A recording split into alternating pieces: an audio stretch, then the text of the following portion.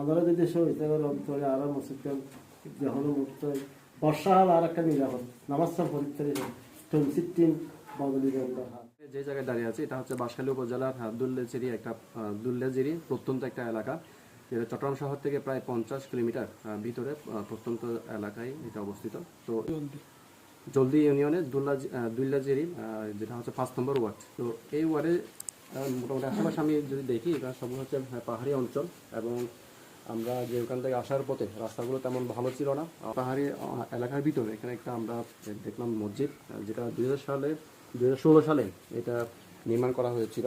তো এখানে মোটামুটি লোকাল মানুষজন যারা আছে তারা নিম্নবিত্ত এবং তাদের নিজস্ব সচ্ছলতায় সত্তানে যতটুকু সম্ভব ততটুকু পর্যন্ত দিয়ে এই মসজিদটা নির্মাণ করে 2016 সালে, এবং আজকে হচ্ছে 2026 সাল। এই 10 বছরে মসজিদের তেমন কিছু আমরা যদি একটু দেখাই, এখানে মোটামুটি টিন শেডের উপরে এই মসজিদটা নির্মিত। তো এখানে যে টিনগুলো দেওয়া হয়েছে কিন্তু এখানে এই যে টিনগুলো অনেক পুরনো হওয়ায় এখানে ছিদ্র হয়ে গেছে। তো এখন হচ্ছে মার্চ মাস হয়তো বা জুন জুলাইয়ের দিকে বর্ষাকাল শুরু হবে। যখন বর্ষাকাল শুরু হবে তখন এই টিন ছাদ করে এখানে পানি ঢুকবে এবং দেওয়ালগুলো চুপসে যাবে। যেহেতু এখানে পাহাড় রয়েছে, পাহাড়ি এখানে মোটামুটি বৃষ্টি হলে পাহাড়ি যেটা ঢল নামে সেই পানিও কিন্তু এখানে ঢুকবে। তো সব কিছু মিলে এখানে যারা স্থানীয় মুসল্লিরা রয়েছেন এবং মাদ্রাসার শিক্ষার্থীরা রয়েছেন তারা এখানে নিয়মিত ইবাদত করেন, বন্দেগী করেন।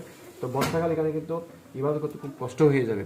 আর সবচেয়ে বড় বিষয় এখানে যে রঙগুলো করা হয়েছে, যেহেতু 10 বছর হয়ে গেছে, রঙগুলো কিন্তু অনেক পুরনো। দেখা যাচ্ছে এখানে যে রঙগুলো অনেক পুরনো হয়ে যাওয়ার কারণে রঙগুলো পড়ে গেছে।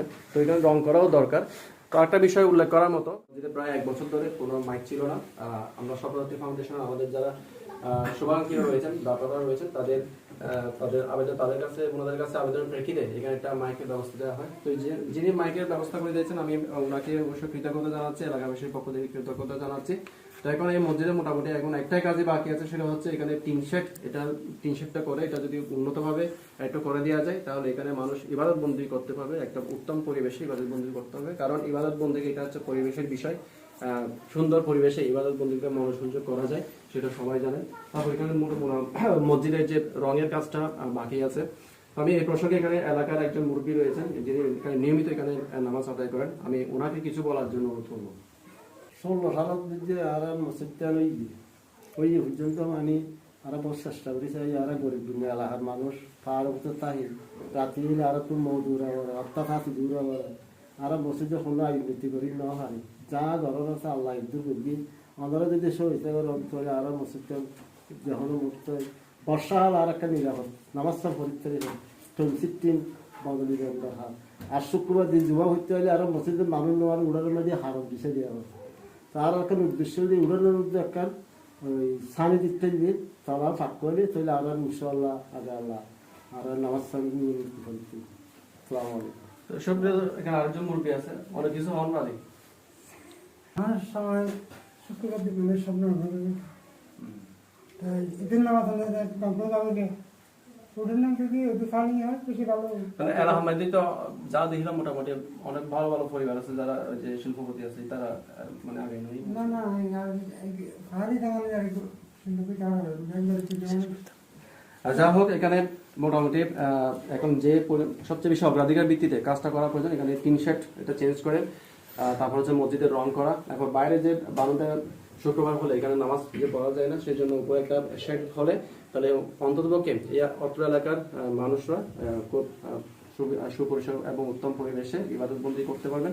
তো আমি আবারও আমাদের স্বপ্নদী ফাউন্ডেশন যে কাজগুলো যারা পছন্দ করেন, আমাদের অনেক দাতারা রয়েছেন, মানবিক দাতা রয়েছেন, শুভাকাঙ্ক্ষী রয়েছেন, আপনাদের কাছে বিনীত অনুরোধ জানাবো এই দুল্লাজেরি এলাকার পক্ষ থেকে এই মসজিদ নির্মাণের কাজে যদি আপনারা এগিয়ে আসেন তাহলে সেটা পরকালে আপনাদের সৎকে জারি হিসেবে যাবে।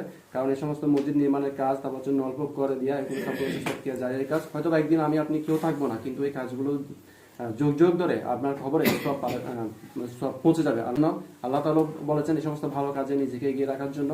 হয়তোবা এখানে অনেকেই হয়তোবা মন দিয়েছে কিন্তু তাকে অর্থ দেওয়া হয়নি, কিন্তু অনেকে হয়তো বৃত্ত আছে কিন্তু তার চিত্ত নেই। তো সেই জন্য যারা বিত্তমানরা রয়েছেন এবং বিশেষ করে আমাদের স্বপ্নরাত্রি ফাউন্ডেশনের যারা শুভাকাঙ্ক্ষী রয়েছেন, দেশ বিদেশের অনেক শুভাকাঙ্ক্ষী এবং আমাদের দাদারা রয়েছেন, আপনাদের কাছে আবারও আবেদন জানাচ্ছি এই মসজিদের নির্মাণ কাজে আপনারা যাতে শরীক হন, অংশগ্রহণ করেন, তাহলে অত্র এলাকার নিম্নবিত্ত যে মানুষরা রয়েছেন এলাকাবাসী পাহাড়ের অঞ্চলের ভিতর, তারা একটা পরিবেশ পেয়ে একটা ইবাদত বন্দিকে মজবুর হয়ে আপনাদের জন্য দোয়া করবে। সেই দোয়াই হচ্ছে আপনার আখিরাতের উসিলা নাজাতের জন্য। ধন্যবাদ সবাইকে। আসসালামু আলাইকুম।